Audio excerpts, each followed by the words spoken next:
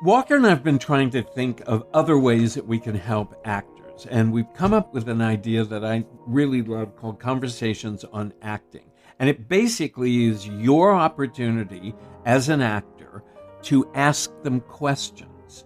Our first guest will be Sharon Carnegie, who is one of the world experts on Stanislavski. This will take place on Saturday, June 3rd at 3 p.m. And anyone can join us. We'll be posting the link on our website, idon'tneedanactingclass.com, on Instagram, and on Facebook. So stay tuned and mark your calendars, Saturday, June 3rd at 3 p.m.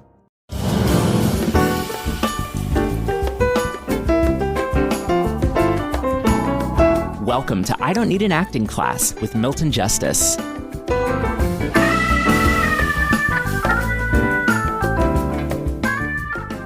It will take a while to begin to figure out the difference between what is a plot and what is going on with the character. Even if I say to you, why are you telling us this in this particular monologue? You have to fight the urge to explain why you're telling us this by giving us the plot, by giving me the plot. In other words, the answer to the question is not, well, because he's on trial for securities and exchange, blah, blah, blah. That is the plot. That's not, why is he telling us this? Then, depending on, the mood I'm in or what play I'm doing, I can ask myself, why am I telling you this? Or why am I going out on stage? Sometimes I change the question to what's going on with me? What's going on with my dude? And what's going on helps get me to why am I telling you this?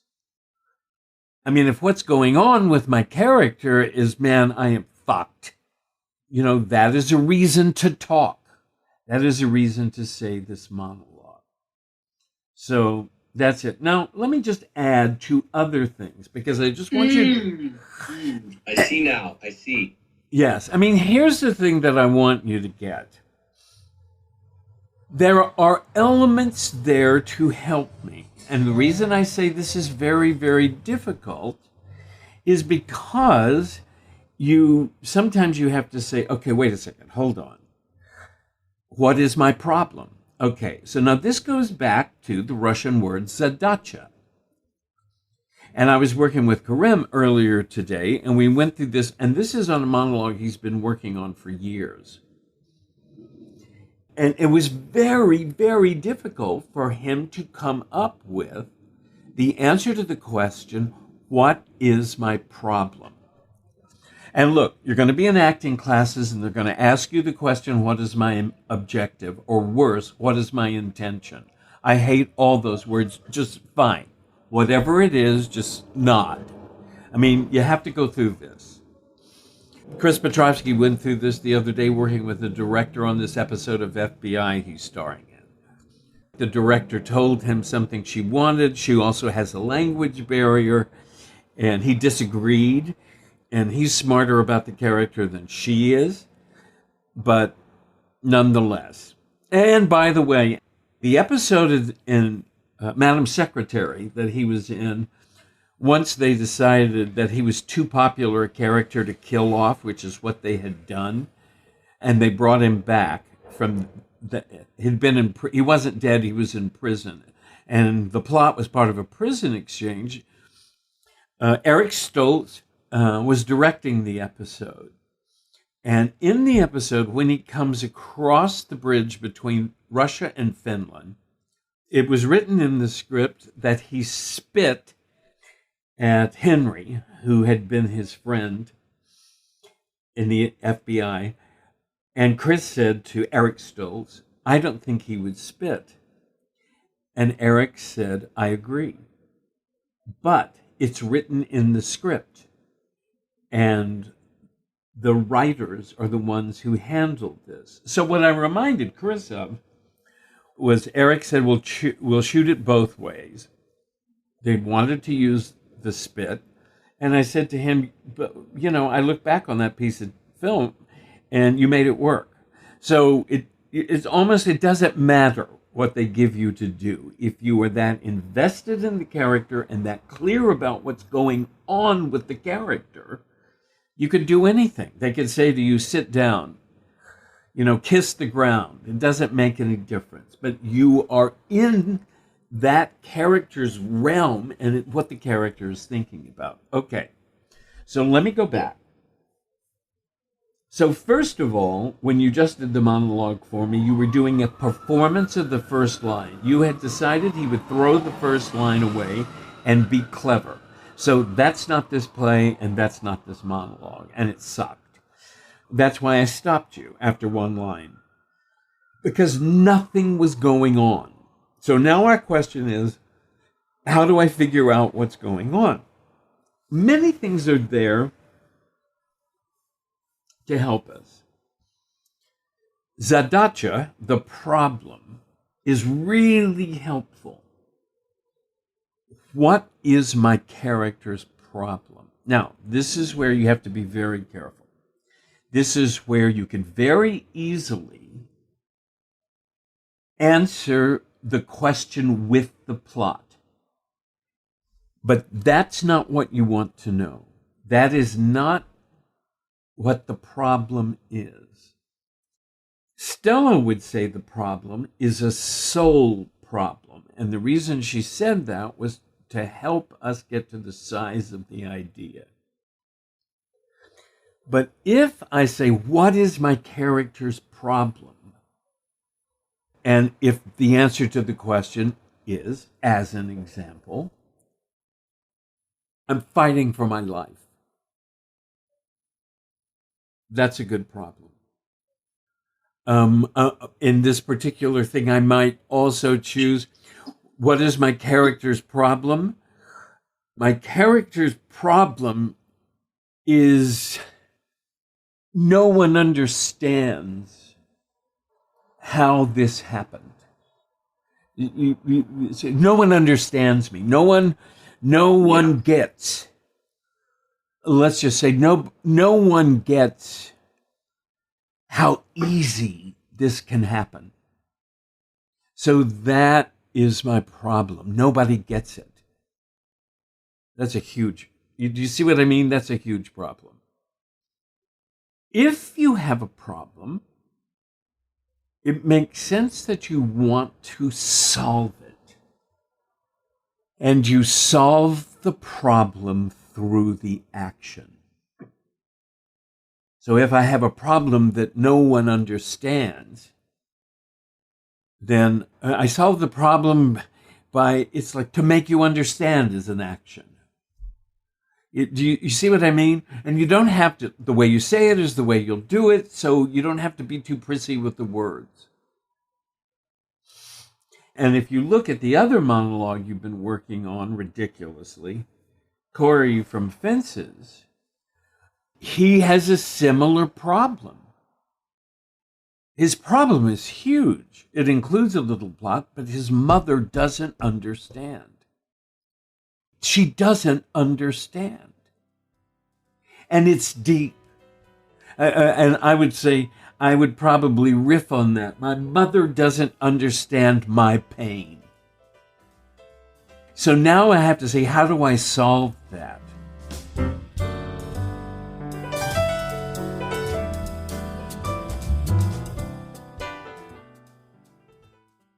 Now, I'm going to add one more element, and I know this is confusing, but these are things that you need to wander around in your brain when you're working and be aware of.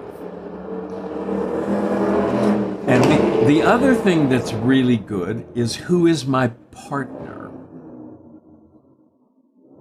Because my partner tells me how I play it. Because I noticed how you worked into the impulse, my mother. And that includes the relationship as well as the problem. Mm-hmm. Mm-hmm. And that's what colors it, right? Yes. But yeah, that's it. That's it. It will be different how I talk to my mother about the problem than if I talk to my best friend. Different. I wouldn't be surprised to find out that Corey was gay. And it wouldn't surprise me that a scene where Corey is explaining to his boyfriend how difficult it was having his father. But you see what I mean? It's different. It's different. The partner tells you how to play the action. And I'll tell you something, just so you know how big that is. We were talking after my performance the other night at the bar about this play. And my sister was listening to me. And later that night, when my sister and I went out on the front stoop of my building to have a cigarette, she looked at me and she said, I guess I never really realized how huge your problem was with our father. This is huge. I mean, just so you know the difficulty of it, I had never discussed it with my sister ever. I mean, my sister's 2 years younger than I am. But I never had, that's how big that issue is, that I had never discussed it with anybody in the family. And the only reason it came out is because you were working on a play. And, but you see what I mean? You have to really understand the size of the problem, the size of Zadacha, the size of the soul problem, as Stella called it, that is a part of these plays. And otherwise, you're going to do a throwaway line as the beginning line of this monologue. You have to understand. Look, here's what you have to understand. And even though you're young, you can understand this. You're not stupid. You have to understand how difficult it is for a man who bought into the American dream, a man who has nurtured his whole life to be successful, and how little by little certain things work in. The lack of ethics in business in America is almost accepted. The former president, it's like nobody thinks anything of it. I mean, if you look at all the things that he did that were illegal, that were immoral, and it's like, oh, well, that's business. That's business in America. And things are accepted. So the fact of the matter is, one is an American in America doing business, and there's certain behavior that slowly but surely crops up on you. To me, I'll tell you what I think it's like. If you were an actor and someone said, so listen, it's not a big thing, but in this little film, we'd like you to appear naked. And so you said, oh, yeah, no, that's fine. And then you do that, and that's okay. And then they say, well, okay, so now in this film, we want you to appear naked with a girl in the shower. And so you say, okay, I can do that. Yeah, that's not anything. Sure. Then in the next scene, so we've decided we want to add a bed scene, and we want you naked in bed with the girl. And no biggie, but just lie on top of her and fuck her. And there'll be a sheet over you, don't worry about it. And so you say, oh, yeah, that's fine. And so, and you have, they now have intimacy coordinators, so that's not a big deal. Okay, so then you do that. And then all of a sudden they say, well, we'd like to see you. And then actually, you can see where I'm going. So then we want to see, and so all of a sudden one day you go from being an actor who did one little thing to being a porno star. And the problem is, it's like, it's very, very easy when you start making money to get caught up in something. And I'm using that as an absurd example. But that's what you have to understand, that you have to understand when I talk about what is the nature of somebody who says, I'm not a bad person, because what I did is what anyone else would have done. It's just I got caught up in something and I couldn't stop. But you see what I mean? You have to understand that idea. Otherwise, you can't do the monologue. So does that make sense? It does, yeah. Yeah. So, I mean, the thing about it is, look, there's something it's about. There is an impulse for why you're saying this monologue. And by the way, sometimes you may have to sit back and say, I don't know anything about the character. I guess I better work on the character first. I mean, you see, all these elements are intermingled. You can't just say, oh, I'm going to work on this, then I'm going to work on this, then I'm going to work on this.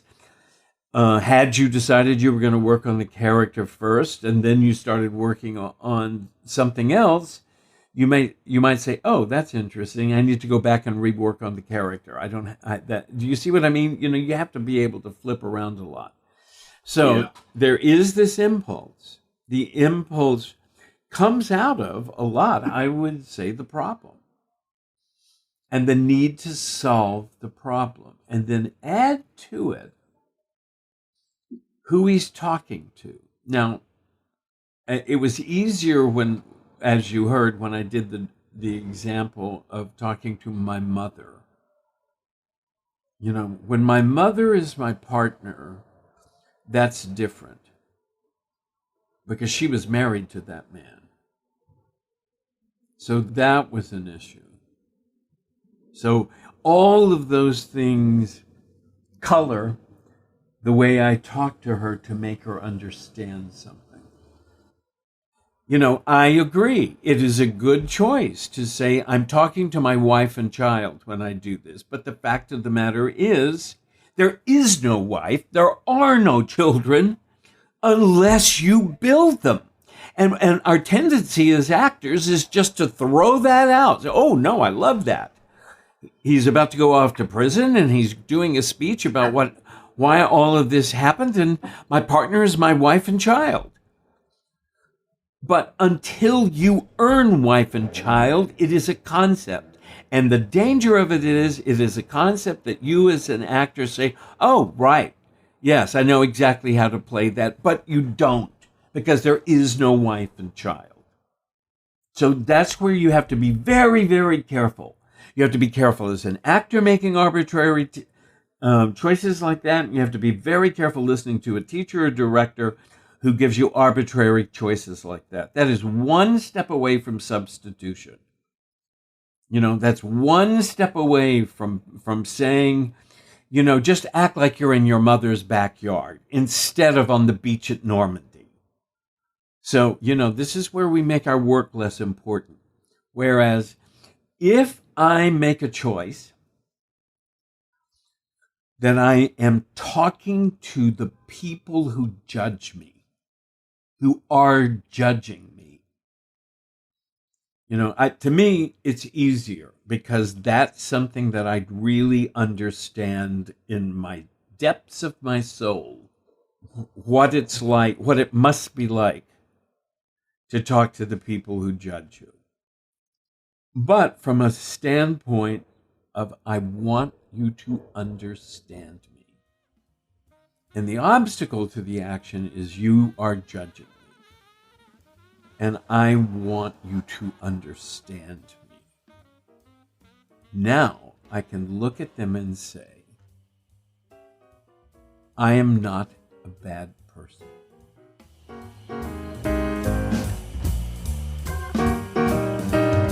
I Don't Need an Acting Class is created and hosted by Milton Justice. Producer is me, Walker Vreeland, and director of online media is Evan Solers. Music is by Jeffrey Keyser.